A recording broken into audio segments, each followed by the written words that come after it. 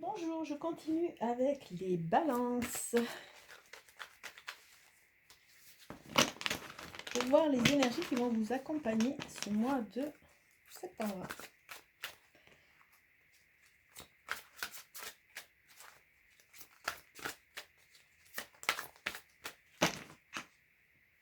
Hop, hop, hop.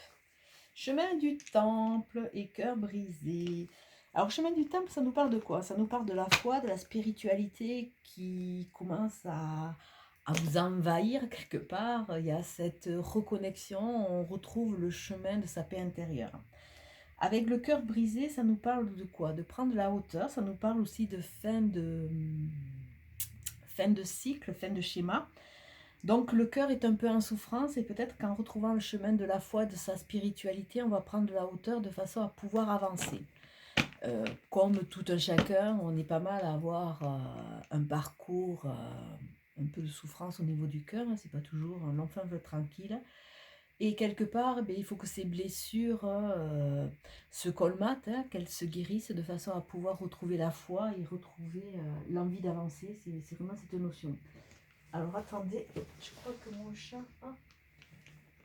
chat grimpe aux arbres. C'est intéressant.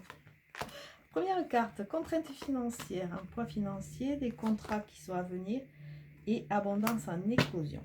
Alors peut-être que ce début de mois de septembre, vous allez être un peu focus sur des problématiques d'argent, sur une gestion. On voit que ce qu'on peut nous dire, c'est vraiment prendre de la hauteur, ne pas rester sur ce pôle très matérialiste. Hein. Bon, les contraintes, on en a plus ou moins, et en plus avec ce qui risque de tomber au début de la rentrée, c'est pas toujours évident. Hein. Mais il faut sortir un peu, essayer de trouver un positif ailleurs. Il y a des contrats qui vont arriver, il y a une abondance financière qui va arriver. C'est comme si beaucoup d'entre vous avaient changé de cap, avaient envie de nouveautés ou un changement de travail ou un changement d'orientation. Les choses vont se mettre en place, mais il ne faut pas être trop pressé. Il ne faut pas être trop pressé, il ne faut surtout pas avoir de doute et se laisser dépasser par ses émotions.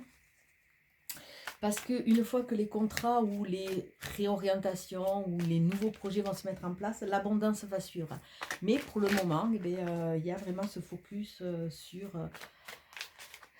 les contraintes plutôt que sur les potentialités.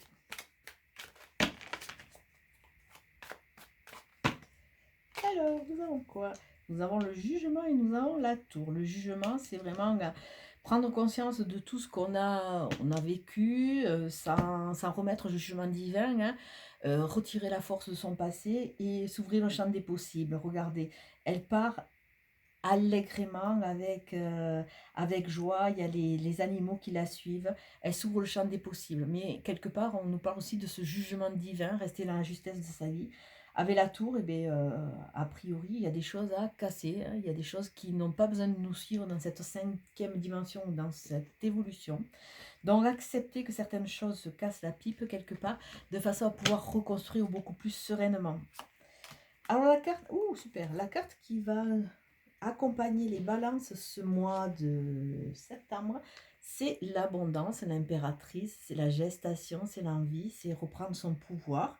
Il y a un côté créateur, même si, qui correspond à ce contrat et cette abondance à venir, même si pour le moment c'est bloqué, restez focus sur votre créativité et sur ses envies, même si les contraintes financières sont encore un peu trop pressantes. Au niveau de la tête, on a envie de changement. Le mat, il y a il y a une transformation, une nouvelle phase, hein. On laisse certaines choses, donc bon, ça doit cogiter énormément au niveau de la tête.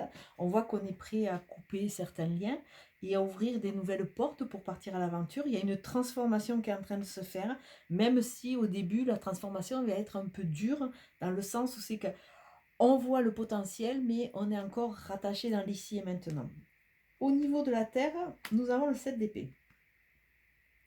Alors, le 7 d'épée nous parle de doute, nous parle d'hésitation, nous parle aussi de voir certains, et ça revient un peu sur la situation d'un certain œil.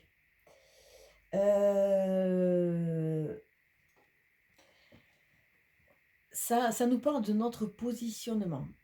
Est-ce qu'on a vraiment toutes les données en main pour rebondir quelque part, ou est-ce qu'on est dans la fuite?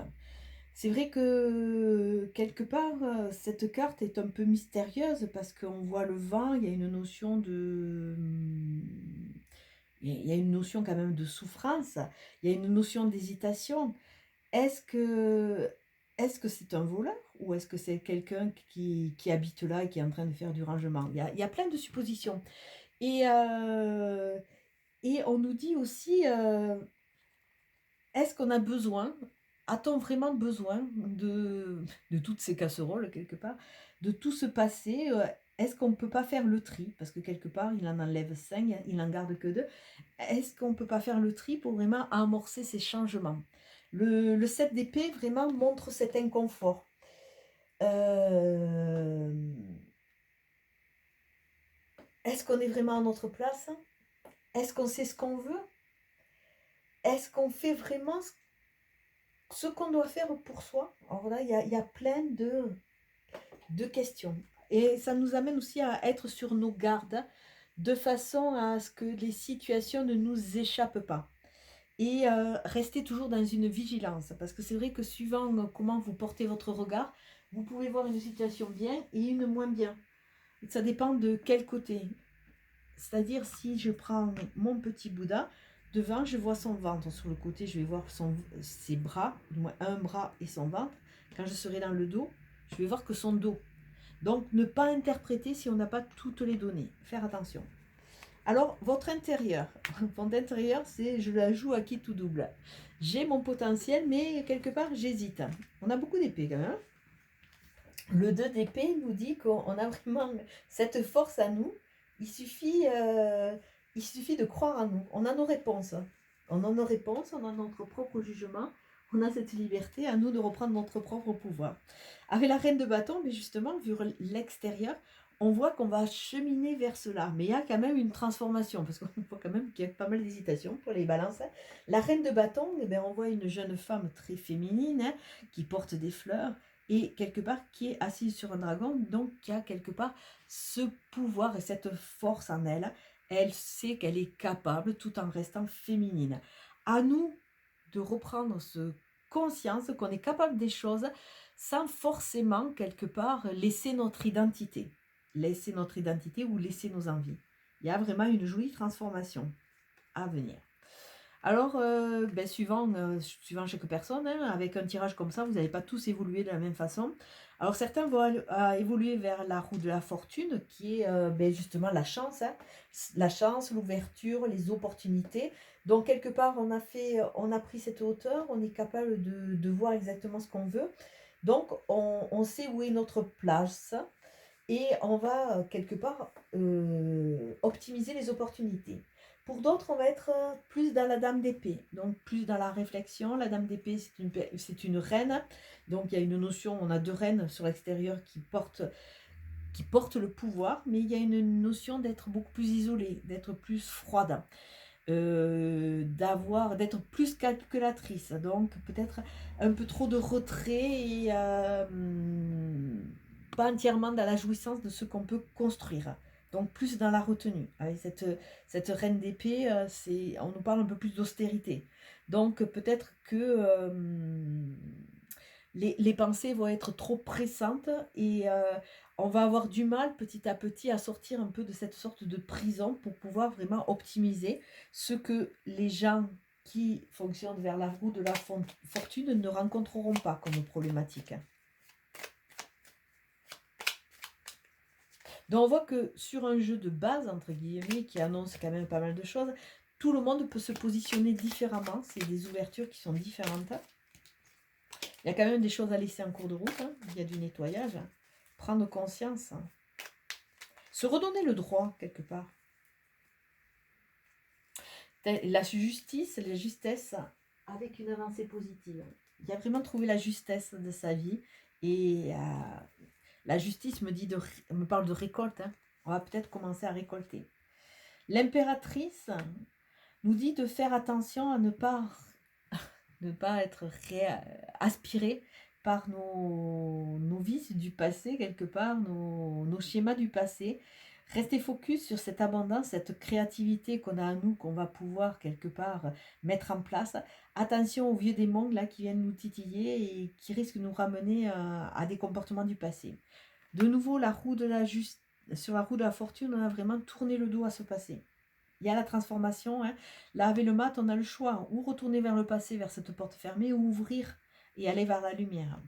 Et la reine d'épée nous parle que, pour ceux qui seront dans cette phase, il y a cette notion de réfléchir. Donc, une petite pause salutaire. On n'est pas encore prêt vraiment pour se lancer. On n'est pas encore prêt pour vraiment aller vers ces nouveaux contrats et cette abondance. On est encore un peu trop focus sur le matériel, sur l'ici et maintenant, sur les blocages.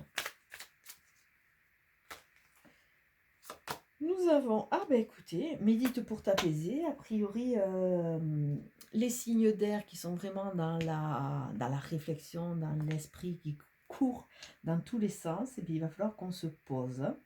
Qu'on se reconnecte à ces sensations, de façon à laisser le champ des possibles se mettre en place. Là, on a besoin de prendre du recul. Hein.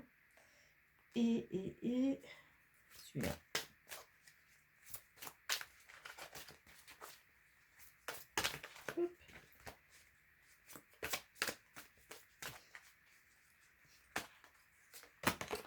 Et le moment présent, écoutez, que dire de mieux? Revenez au moment présent, faites-en un ami et voyez ce qu'il y a de meilleur en vous. Arrêtez de vous projeter. On l'a vu quand même que la balance était quand même tiraillée par ce passé. Hein.